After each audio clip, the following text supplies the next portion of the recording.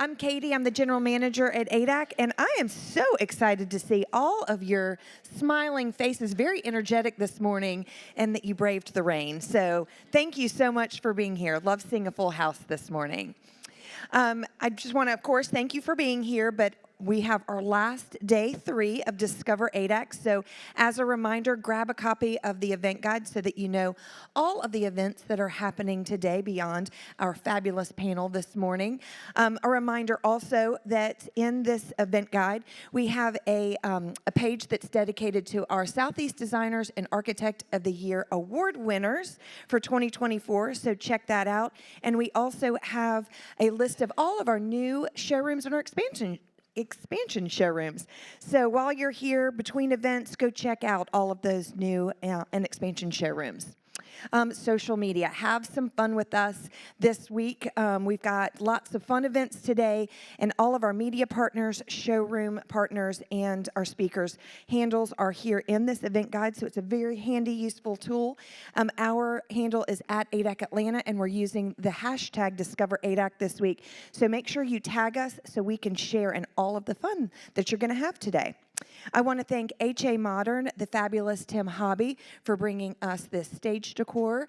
The product is from HA Modern, but it's also from all around ADAC. So if you're interested in anything that's on the stage, go check out the resource sheet that's located in the back of our presentation room. I'm sure there's copies of the magazine, Atlanta Homes and Lifestyles, too. So grab one of everything while you're back there. I want to thank our sponsors. Our media partner, of course, today is Atlanta Homes and Lifestyles. Our showroom sponsor is Ernest Gaspard and Associates. And don't forget that after this panel presentation, we're going to go to Suite 109 for a reception and a book signing with Jonathan this morning. And I found out that we are the debut. So we are very, very lucky. And with that, I'm going to turn things over to Editor-in-Chief Lauren Iverson. Perfect. Good morning, everyone. How are we doing today?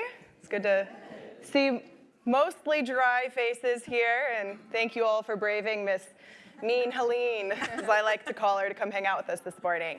We have a really excellent group of panelists, and I'm thrilled to get to introduce you to them this morning. We're going to be talking a little bit about future-proofing your design approach and how to leverage changing design times while also retaining your authenticity. So without further ado, to my left here, we have Honey Collins. Honey is raised in Atlanta and got an early start in the design field thanks to her decorator and antique shop owner mother, Susan Wilcox, which I believe it sounds like you were running around these halls before anyone. For sure. I know, as a kid. Yeah. The traditional tone of her work is anchored by the perfect blend of old and new. And though she's based in Boston, Honey just recently opened an office here in Atlanta, making her way back down south. Yep.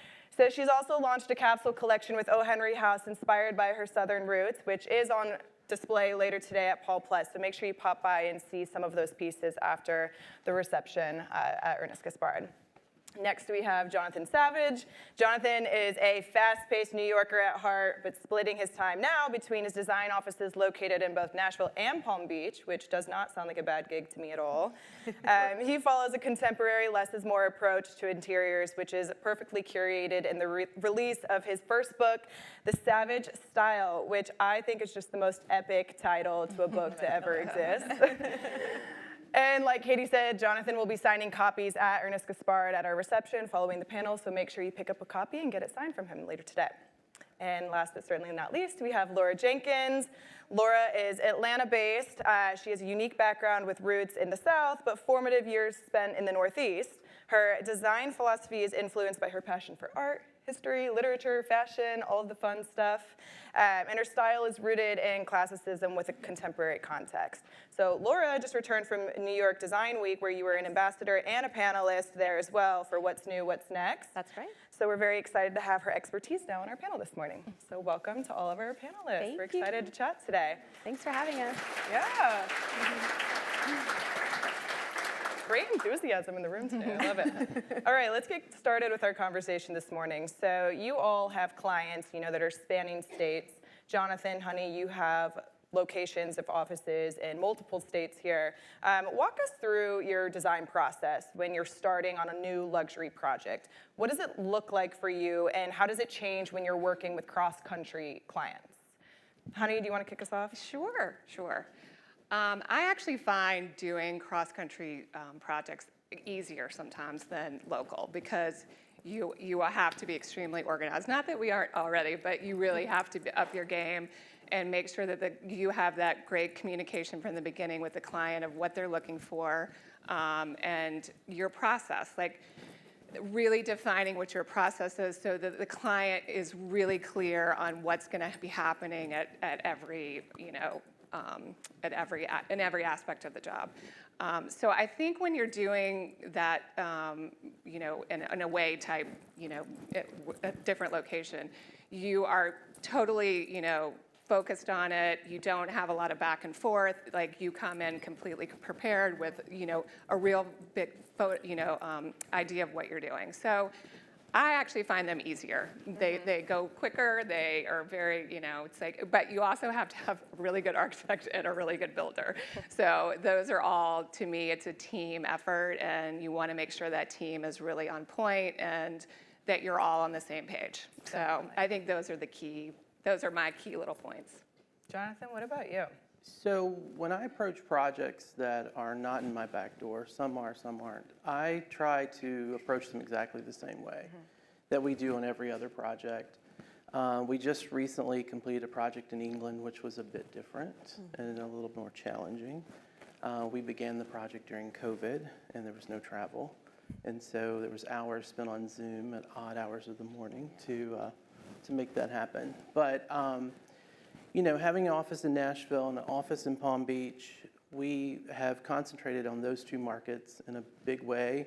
And the funny thing is when clients want to meet, I'm neither in Palm Beach or Nashville at the time they're looking to meet. But we just sort of stick to an organized method that has worked for us for years. We have a project currently in Los Angeles, and it's a 4-hour flight, but other than that, it's ran exactly the same as our other projects.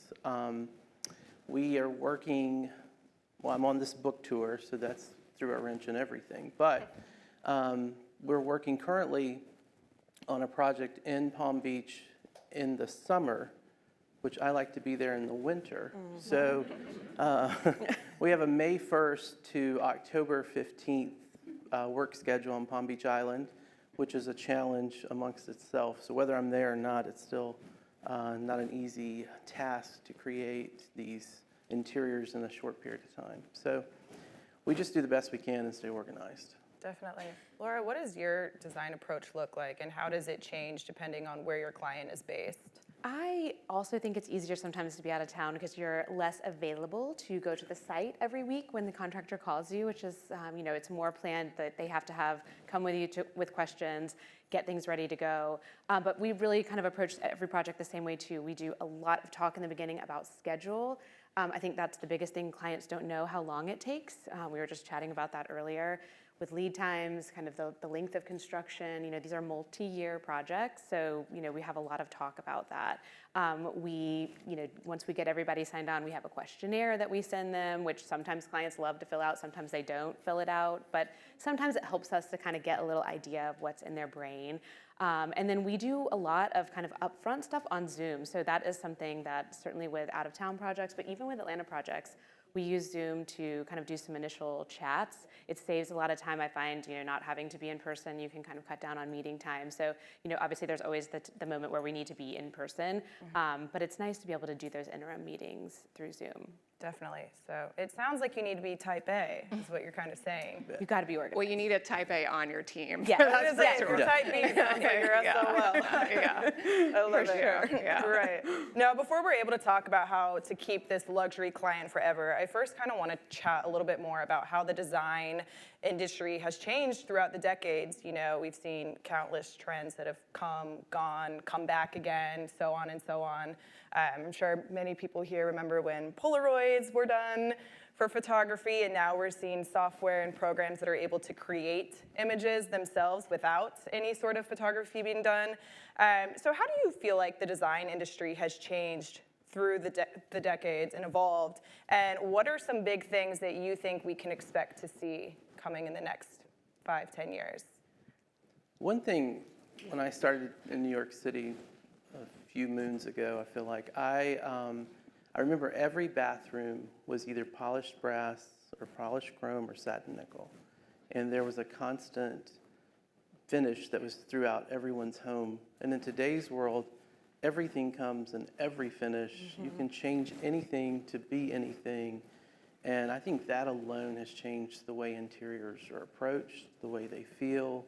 You know, there's always been in the South wrought iron drapery rods for everybody. But there's just so much more offered today. Yeah. And if you can dig enough, you will find it. If you're on the prowl, I have someone in my office who I give these crazy tasks to often. I'm like, Google, just Google, see what you find.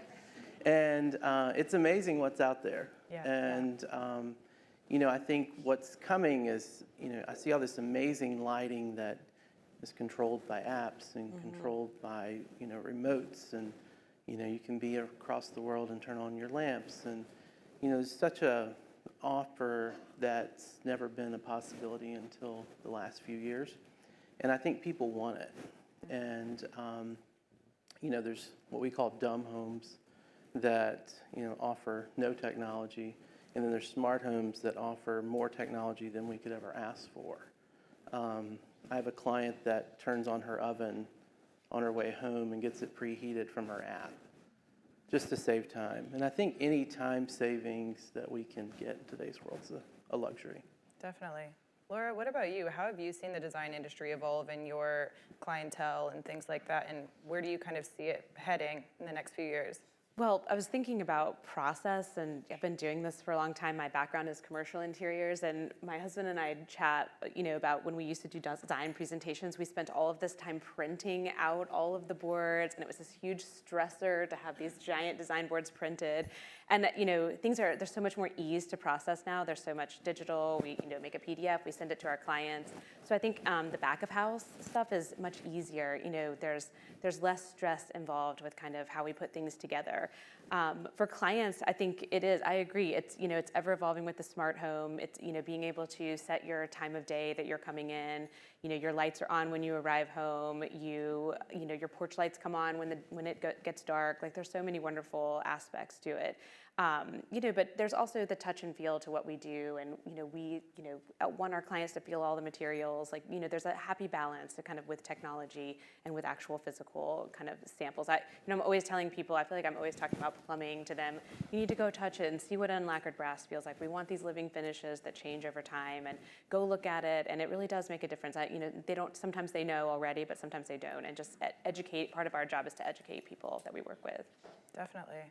And honey, you've been in the Northeast for quite a while, so Yeah. how have you have a different aspect, I suppose, up there than you may see here in Atlanta. Well, so. you know, there's not a lot of Beacon Hill townhouses that are, you know, that technologically sound. So I do think I have sort of a different perspective. I think there, you know, and especially in Atlanta too, which I hope to, you know, start getting more educated on. But you know, these houses are old, and they're not, you know, just to get them to be in a place where they're functional is a lot of work and a lot of money. So I think I'm totally old school on this one, and I'll say that, you know, to me, it's like form and function, and I'm always going to be on a form and not necessarily function, just because that's what I know the best, right? My mother was, you know, we grew up in such a beautiful, you know, and antiques and new and old and all mixing them together. And so I struggle with trends just because I feel like everything can work. It's just, what is it? And is it, you know, of good taste? Like, you know, so I think, so I know that's sort of like I'm teetering on technology and, you know, what's new, what's next type situation, but I am an old classic. I'm not old, sorry, I should have done that. I mean, Scratch that from yeah, recording. exactly, yeah. I mean, I am a classic. Like, I love a classic bones and classic, and then add the funky and the modern on top of it, so that whatever time or, you know, you are in your life, it feels good, it feels comfortable. It is all about having soul in your home, right? Yeah. Like, feeling like that is what, when you walk into it, I am not just creating something for my purpose, but for the client who feels like this is really their home. Definitely. Yeah, so. Well, I think it goes back to your note about collaboration too. Right. Is you know your strengths and where you're at, and Right. then you can talk to someone who's an expert in maybe Exactly. the function part, Exactly, exactly, yeah, and really bring to life a 360 view of what your clients Yeah. are wanting. I mean, I think I don't pretend to know everything, right? And I think that's a very hard thing sometimes when you're in these positions that you feel like you have to answer every question and and I'm like, but this is a team, and I don't do what he does. And so I'm gonna defer to him and say, you help me out here, because that's why you always have to be so, diligent about teamwork and, making sure that who you've got working with you are really that you are all on the same page, So, Definitely. yeah. I think one of the biggest changes too is in our projects, the AV consultant is on from the beginning, and that did not happen 5 years ago. Like, they're part of the construction process. It takes a long time to get all of these projects. Even if it's an old house that we're refitting, it's being retrofitted or it's a new house, like, they are really on from the beginning, and that is definitely a shift. And I'm, please talk to the AV person. That is not my purview. That's why they're here. Yeah. But that is definitely a change in our work. Definitely, definitely. Well, those are all good points. We're talking, a lot about this kind of future forward thinking today, but I do want to take a minute just to revert back a little bit and talk about how you guys got to where you are now. What would you say your turning point in your career was when you started working with clients on the projects that you always dreamed of working on? And what advice can you maybe give to designers or architects or other professionals in the audience to tap into their own desired markets and stay there for their career? Jonathan, you want to kick us off? I would say I participated in 2017. I participated in 4 show houses. Wow. 2 in Nashville, 1 in Atlanta, and 1 in New York City, the Kipspace Show House. And I try to stay true to myself and who I am and what I love. And either you like it or you may not like it, and that's okay too. But it's me, and I try to create interiors that are what clients are asking for and personalize interiors to their wants and their needs and how they like to live. But I did a staircase at the Kipspace Show House, and it was based on flora and fauna from Tennessee, and it was a hand-applied plaster to a basic linen ground wall covering. It had, raccoons and, oak trees and what have you. And I ended up on the cover of the New York Times style section. And that was like a moment that I'll never forget. I ran to the New York Times building on 7th or 8th Avenue in New York, and it's coming off the press, and here's my room. And from that point, it was, not only did it build confidence, but it also built, Jonathan did this room, and this room was black and white, and it still follows me today, this room. But just being on the cover of the New York Times style section was amazing.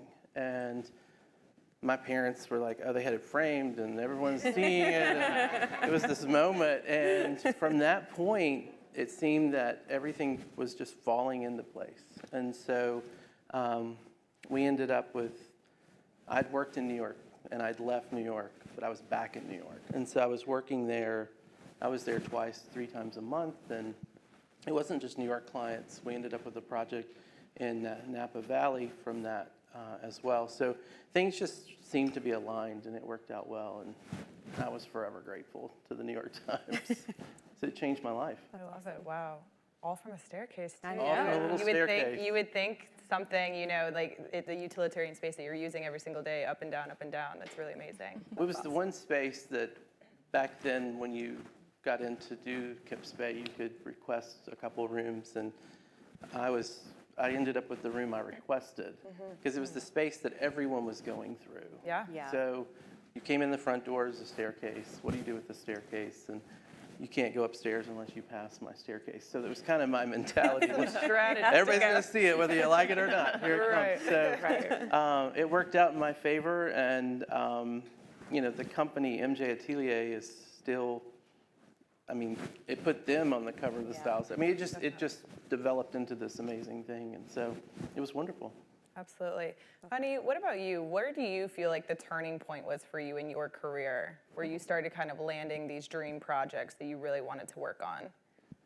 Well, I'm going to get a little bit like woo-hoo on you a little bit, but because I grew up in a design family and surrounded by design people, that I was like, oh, I don't really know how to do this. Like, they all know how to do this, but I don't.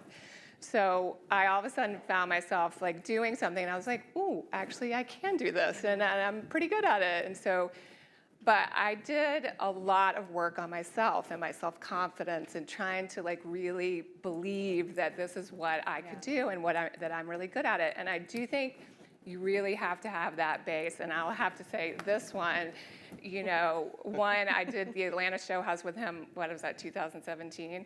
And I watched how he worked, and I watched how he did things, and I was like, wow, he really has his back end like in a great place. Sorry, I know, but your back end of your business, right? The back end of your business. And it was a really good way to see how someone was so organized, and I was like, okay, I got to switch things up, and I got to figure out how I'm gonna have my business side is as good or better as your design side. So, I mean, again, I had sort of the same situation where I had one, it was the Boston Globe magazine and on the cover, and that was a client who truly trusted me and believed in me, and I have done 2 or 3 projects with them going forward.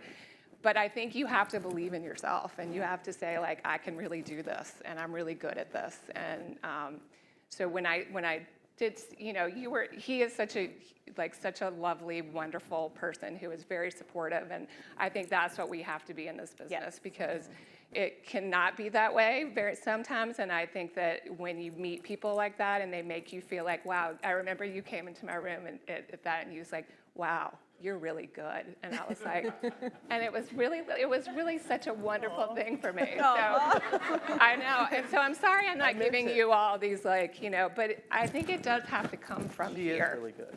So that's what and so then I think if you can feel it, you can do it, Right. So I'm still doing it. Can you imagine a time Honey Collins was ever doubting her talent? Oh, believe me. Laura, where was the turning point for you that you started landing the clients that you were really wanting to work for? Yeah, I think my story is a little different. So my firm, I started it in 2019. I came from more of a hospitality design and commercial design background. And when I started my firm, we did a lot of restaurant design. And I loved doing that at the time in my life when I was doing that. It was so fun. We're working with chef-owned and operated restaurants. It was, like their house a little bit. And then I was kind of juggling residential projects as well. And I, really at kind of when COVID happened, and as I was, a couple of years into my business, I had to really think about what do I really want to do, and I was not enjoying commercial projects anymore. I had no interest in going after them. I really wanted to stick to residential. It was what I was passionate about. We can really delve into the details. We're building things for longevity, so there's not this, there's a more sustainable nature to it. We're collecting our clients, building these collections for our clients that they have forever. And that really kind of changed my outlook, and just being able to look inward. What do I feel good at? What do I enjoy doing? And what do I want to take my business, and not feeling pressure from any outside sources on what I should be doing. And that really did make the difference. And it also allowed me to focus my craft and hone my craft and just really, get into the details of things. Houses take so much thought, and there are so many details, and people don't realize, how much goes into it. And so that was really the turning point for me. A couple of years ago, we had a couple of clients come on board with a great team that, trusted us, believed in our vision, but also had a great design perspective themselves, so we could really build, their interior around who they were as a client. And, they just really let us go for it. And those 2 projects, one is we just photographed in June, which you'll see soon, hopefully. And then, one's wrapping up now. But those are really, I can look at both of those projects as kind of turning points in my career. For me personally, I'm laughing thinking about the publishing, and we recently had a project in Southern Living, but more importantly, I was in the pet-friendly column with my dog. And my mom was like, "You've really made it now. This is it. You're in Southern Living." I'm like, "Thanks, Mom." you know. So, you know, Yeah. it's funny the little things that people kind of attach to you and that Yeah. I love Right, it's it. what is New York Times style. Mine was orange, the color orange, and I was like, God, please, I never want to see another orange room ever again. But I do tend to have it in there, but it was like, I was like, I can't, that one I need to let go. go away, but yeah. Well, I think if I was in the pet-friendly column, that would be a dream come true. With all, give me all the dogs, give me Listen, everything. it was great. Louis got his day in the sun. Right. It was good. Yes. You're right. I love it. Okay, so over the years, we were talking a little bit about this earlier, that homeowners are really, excuse me, starting to desire these, my goodness, smart home capabilities and things like that, and they're having more asks for implementing that into the home. So what kinds of technology-focused asks have you guys seen from your clients gain more popularity over the years? And can you give an example of how you've maybe modified your design approach to accommodate these? Laura, do you want to start? Sure. I think that goes back to kind of having the AV consultant on from the very beginning. I think that's the biggest change in our process. And it's so complicated. Having an expert kind of handle that, I think, is key.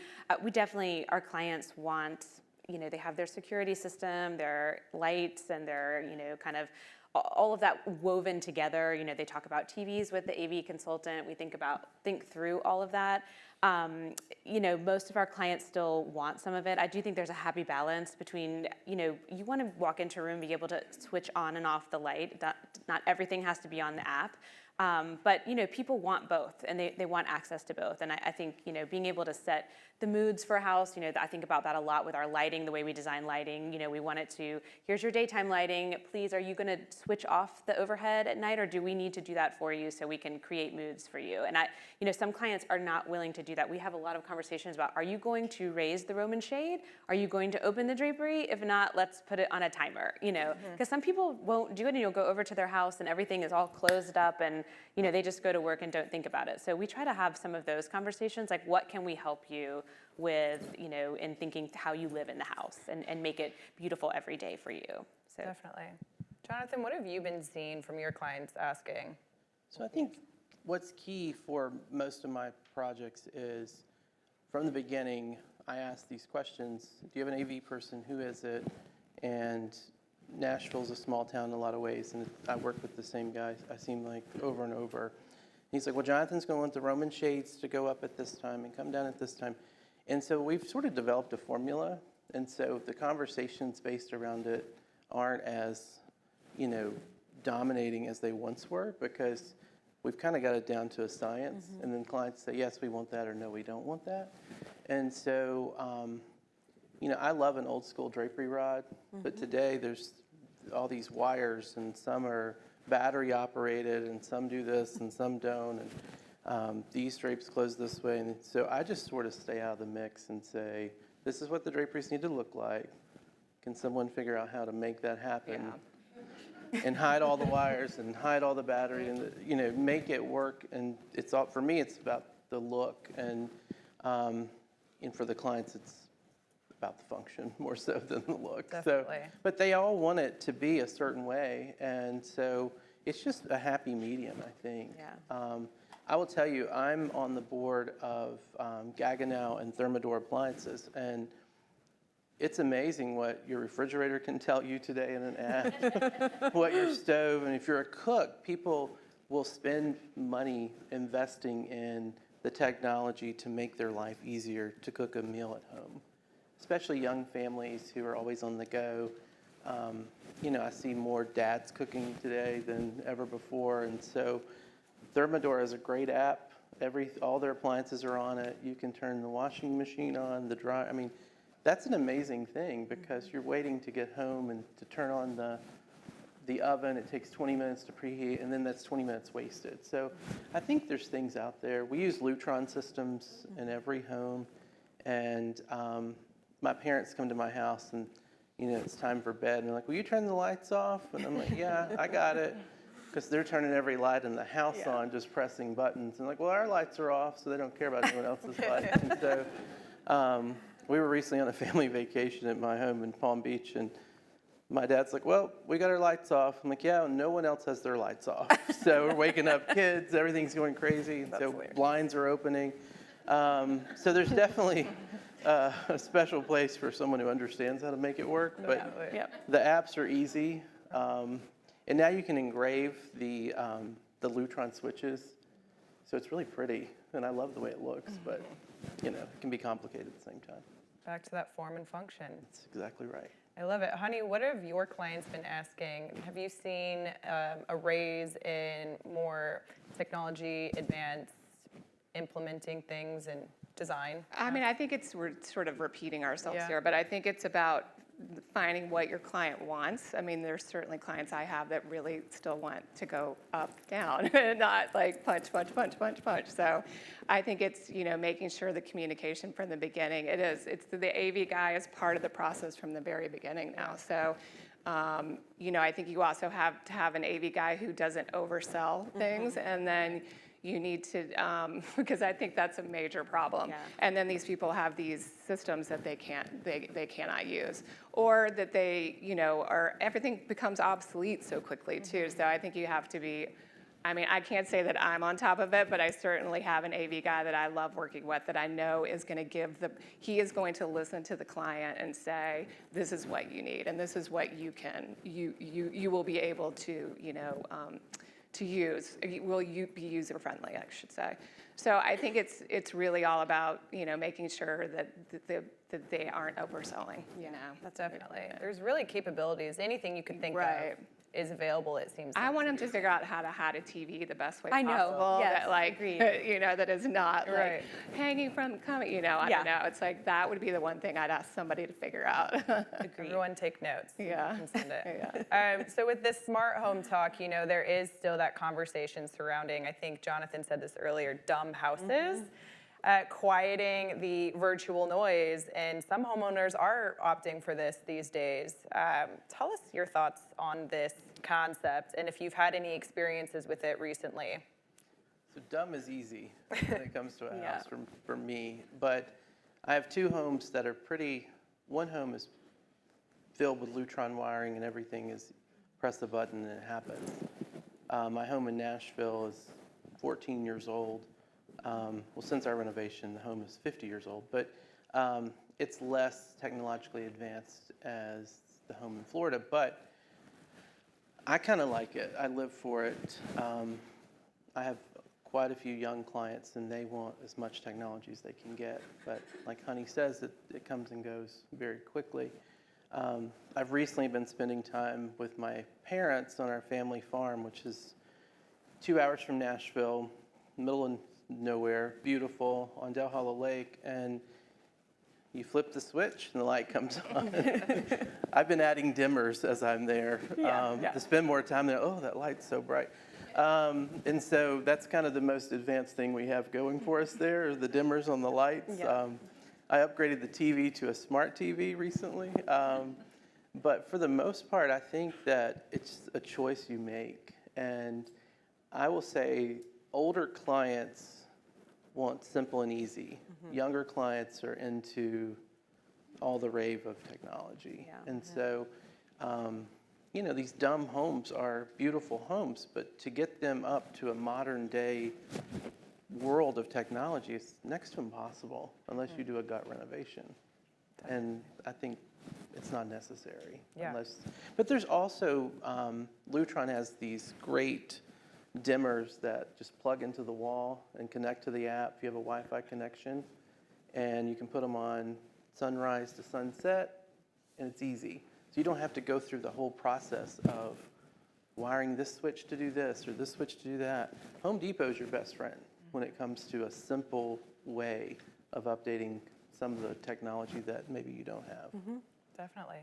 Laura, what about you? What asks have you been seeing and with this maybe like dumb house concept? I hate saying dumb, but I know, you know what I mean. We got it. I think I'm very similar to you. The younger clients, which a lot of our clients are younger right now, it seems like they really want everything. It's all integrated. They want it all accessed on their phone, which is fine. We have some older clients who kind of want a happy balance. They want some ease of access, some in their bedroom. They want motorized shades, but maybe not everywhere. Me personally, I love a dumb house. Our house is from 1915. It's like as old as the switch can get is what I want. You know, I want it to look like it was there when it was built, as long as it dims. I have old school timers that my mom taught me to use that my lamps are plugged into because, to rip out all of our plaster and make our home smart is not going to happen in our house. The click ones? Yes, the click ones. You can hear So it makes, like, my family is like, can't turn off and on and off the light, but they work great. So there's just like a happy medium. And I think it's all about what you want. I don't want to tear up my walls to run AV for me personally. I'm just not interested. But we have our, now everything's wireless. We can do our security wireless. We don't have to have it integrated. At some point along the way, our house was, renovated in the, early 90s. So there's all these old cables everywhere that we need to kind of get out and, get rid of. But that's something that, at the time it was probably cutting edge, and now it just feels incredibly dated. So there is just this happy medium. And I do think a lot of the wireless stuff is great. You don't have to get into the walls for that. So there's some capabilities that you can change out later, which is nice. Definitely. They may need to bring back the clap. Yeah. Yes, Right? I'm here Like, for it. why I love not? being able to do Why not, liquid right? timer. They thought that was advanced technology. Wait until they see some of this other stuff. I'm definitely kind of old school. I know. So we're talking, again, more technology capabilities and how fast they're growing these days. And one thing that I feel like we have to touch on is some of these AI capabilities, whether it's through Instagram posts or design programs or whatever it may be, which sometimes at first glance can feel a little off-putting because it's something that's not reality, but in other ways it's also exciting, the potential possibilities that it could offer for designers. So what challenges and opportunities do you guys feel like integrating these tools into the design process could potentially provide? Do you want to kick us off on this, Laura? We've dabbled a little bit in AI. Chat GPT is something that we've kind of asked. We do, for all of our projects, we always do a lot of historical precedent research. So I thought, this would be great. We can ask it questions about history and get answers. We were looking for Moroccan tile patterns. And, it gives you things back that might be useful. A lot of times they're not useful. I'm always very wary of it's giving this answer to everyone who's asking. And we want to find our own ways of doing research. So I think it's a happy medium. It definitely has some great rendering capabilities. In Photoshop, we can ask it to do things to edit photos, help us make the process faster, but it hasn't really changed our process at this point. It's more of just, ease of use, speeding up a rendering in Photoshop maybe, by taking out, like being able to smart remove something or, take a background off of something.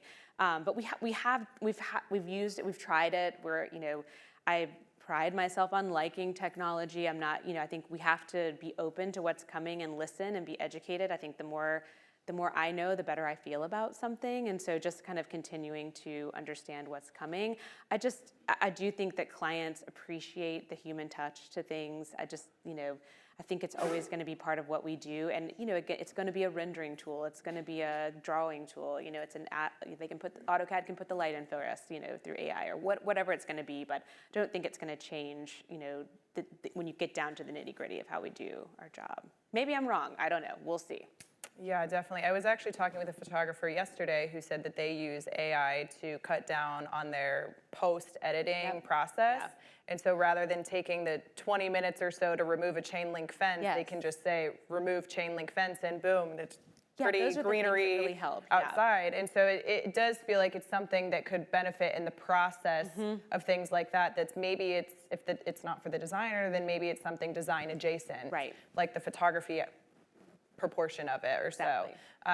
Honey, what kinds of things have you dabbled in? I don't know that you're doing AI. Exactly. Let's look at Honey and say, oh yeah, she's like an AI expert. Have you infused anything in your process that maybe I has made your finally life did easier? master Chat GPT a little bit, but I agree with Laura. Like it comes out and it's great, but it's like it feels like something else, and I'm like, but it doesn't really sound like me, and it doesn't have really what I want to convey. But yeah, I think when you're trying to do something really quick, we did a big RFP for a country club, and that really helped because it was more informational, and it got us through something that took a really long time. So it was great. And I was actually just on a Zoom where the architect was alone, and all of a sudden somebody, a thing came up on the Zoom, and it was like, I'm going to do the notes, and it was a Chat GPT note taker. And that actually, I was like, that makes sense. Like that I would definitely use. Yeah. I was only worried that it might not get the nuances of what you're talking about when you're, talking about plans, et cetera. But You know, for me, again agree with Laura. I'm not going to put my head in the sand and pretend like it's not, you know, coming. But I'll try to do my best to understand it. But you know, listen, I think it has to be really user friendly for me. And so I think, you know, and again, I think it's something that you cannot replace us. Like you can't replace us. Yeah. You know, you can try, but that's not our client. Like that's not who's hiring us. They want someone who is, you know, is thinking about them and what they want, and that's just not going to happen. Yeah. You know, in my opinion. Definitely. Jonathan, have you infused anything in your business that's made your life a little bit easier when it comes to any tech capabilities or? I don't think we've used anything that's been mind-blowing, but I will say ChatGPT has changed the way that we do take notes sometimes as the note taker. And we can do it where if we're doing a conference call with the builder, the electrician, the plumber, all the notes are taken and it puts who says what, which is sometimes not good. Other times, you go back reviewing the notes, you're like, oh, he said that, okay. Other things so I did just release my first book, and I had a lot of questions about the cover image. So I thought it was going to be a production meeting, like, you know, we're going to try image 33A on the cover and see what that looks like. In 5 minutes, we had 40 cover options. That would have never happened before. And so that was pretty amazing to me, that we could see real life. This is the book, this is what we have, and here's the options for your covers. And so years ago, we'd have been using tape and printing a picture, playing with, you know, scale, and do we zoom in, do we not? And actually the cover image of my book is my home in Palm Beach, and it's a very zoomed in image of the actual image. The photographer is Douglas Friedman, who photographed my home, and it's a faraway shot, but with the AI, you know, we zoomed in, oh, that looks pretty good. And so I think someone eventually went and manually did it, but it gave us options. And so I think options are always good. Definitely. Yeah. Definitely. Well, you know, you guys are kind of the people that your clients are coming to know certain things about this or make their lives easier. And so I want to talk a little bit about who you guys as the designer can go to make your life easier with design, which I feel like kind of lays with the showrooms and the brands. So how do you guys feel like brands could maybe elevate their technology to help designers? And are there any particular brands that come to mind who you feel are excelling at this right now with the offerings that they already provide? Do I want to come to someone first? Is anything coming to me first? I think, Cravat was online, I think, first a long time ago. And the great thing about it is, you know, if you're working on the weekend or after hours, it's awesome. You can check stock, you can get the CFA, you can approve it, all that. It's wonderful. I think Schumacher's doing, a beautiful job of it. But listen, I obviously am old school, and I love a showroom, and I am fully in support of showrooms and the people that work there. And so I love going to a design center. You know, some designers now don't, and I don't understand that because I need to see it, I need to touch it. I love, and I love socially being surrounded by, my favorite thing at ADAC is going out into each showroom and seeing everybody that I've known for years. So, that's, again, I know I'm the old lady here, I got it, but, So, I can't think of any other ones they're all getting there, but. I think you've got to have a full website with everything on it. Like, we are working all the time, like all different times. It's a must for showrooms. And if you don't have it on there, we're going somewhere else. I'm going to be honest.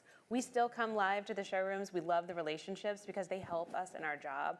But it's got to be there. And one that comes to mind for me is Urban Electric. They have an amazing, it's all behind their trade wall, but you can download CAD files, you can get all the specs, you can customize your fixture right there, create a quote, send it out to the client, pay for it in the invoice.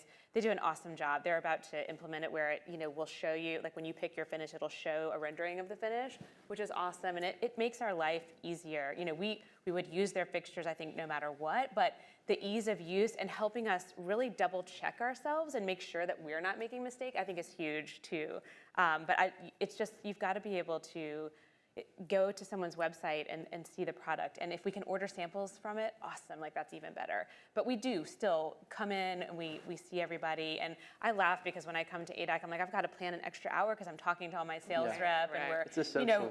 so it's like when I need to be heads down doing, I'm probably on my computer more than coming into the showroom. But we have to see it in person too, like it has to be both. Definitely. Yeah.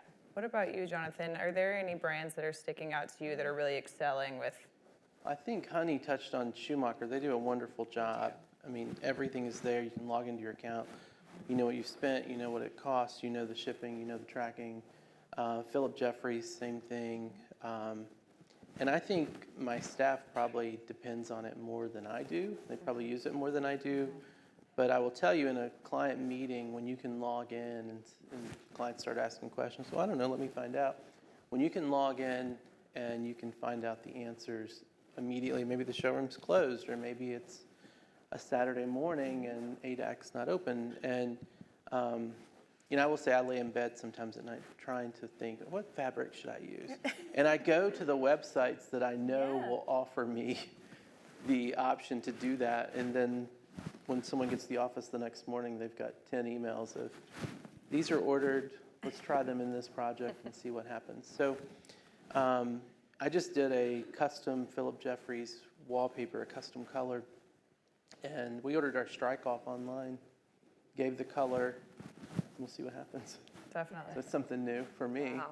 But I didn't realize Urban Electric had that, because I I'm mean, always afraid across to. the board, Urban Electric is killing it. Like they are just like, not only their product, but how they run their business and how they entertain people. And I do think that is something, like, you're not really asking me that question, but I will say for showrooms, these sort of intimate sort of gatherings and really getting to know the brand and being connected to the brand.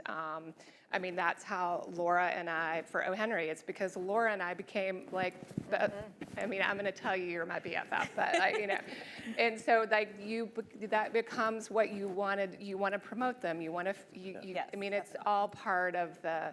So I think the showrooms are going to have to up their game on that whole part. Not only their technology, but I think their relationship with their client and making sure that we are loyal to them, engaged with them, and promote them. I mean, so Definitely. I think I found that to really be a game changer 100%. Lately.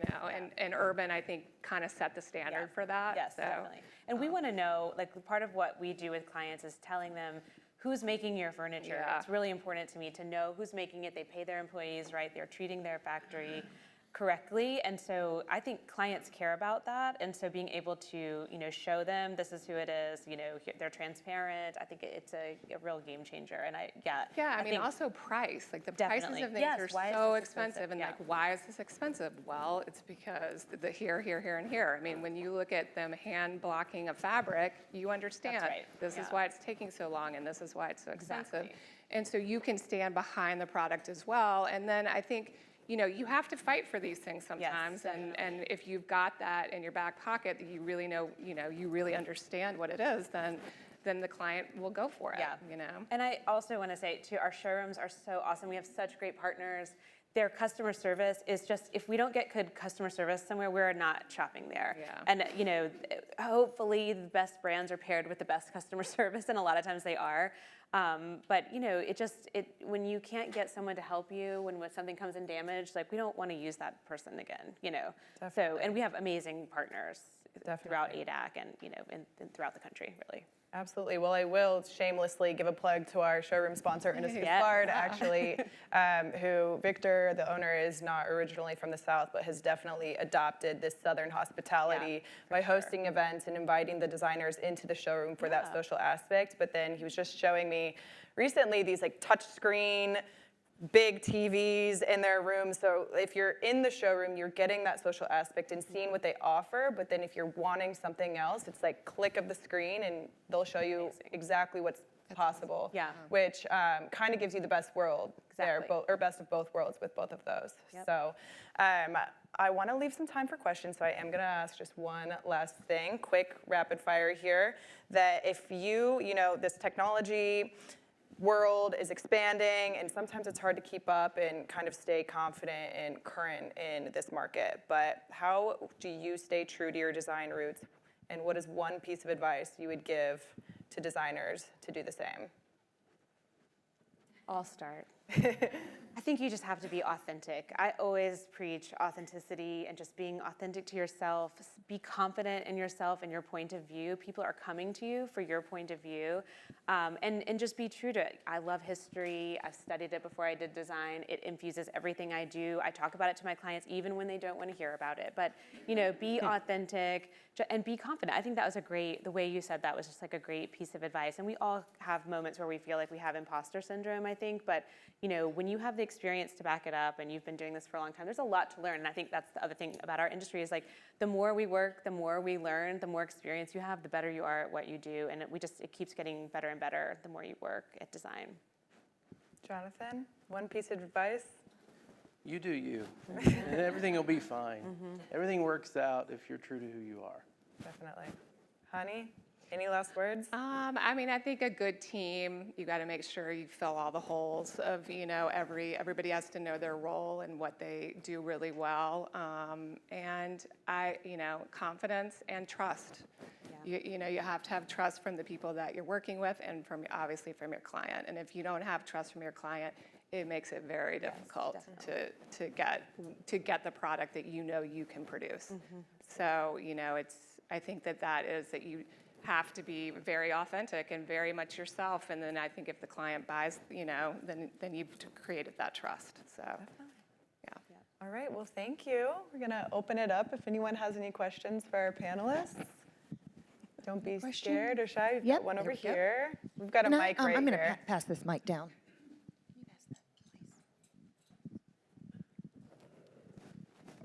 Good morning. Thank you, guys. That was incredible hearing all your perspectives. My biggest curiosity is with each of your companies, how many projects do you try to keep at one time? Because sometimes a lot come through. How do you juggle and plan for that, what you're going to take on? Yeah. That's so hard to say these days because everything is delays.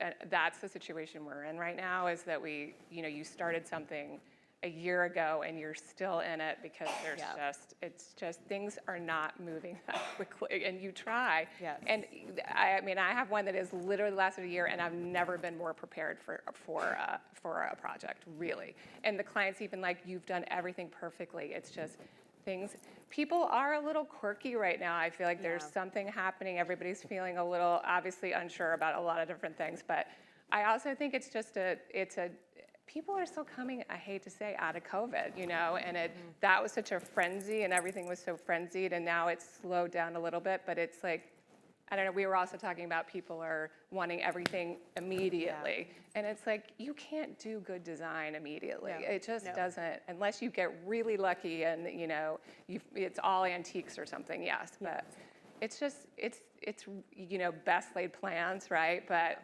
I would say we try to do our best to make it all, work out, but yeah, no, that's a hard one. That's a great question, but a hard one to answer. Yeah, I feel all projects are a little bit unpredictable and construction is a little unpredictable.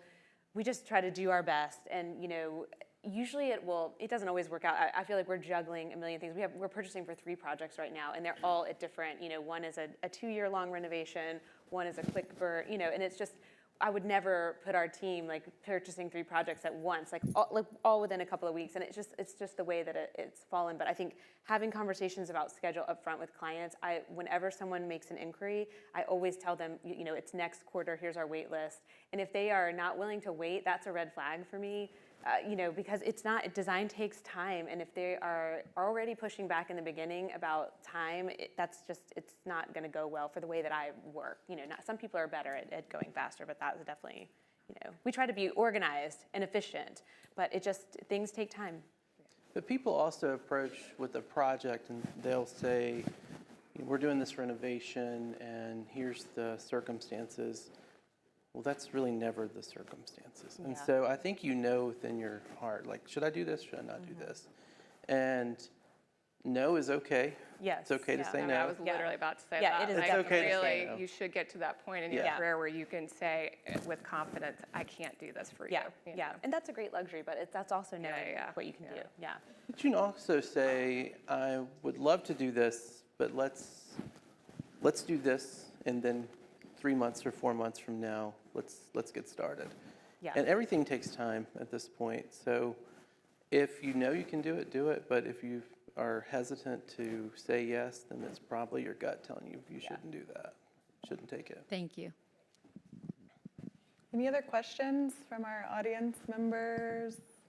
Got one over here, Katie. Yep. So, Jonathan, I think it was you that said you define your process clearly up front with the client.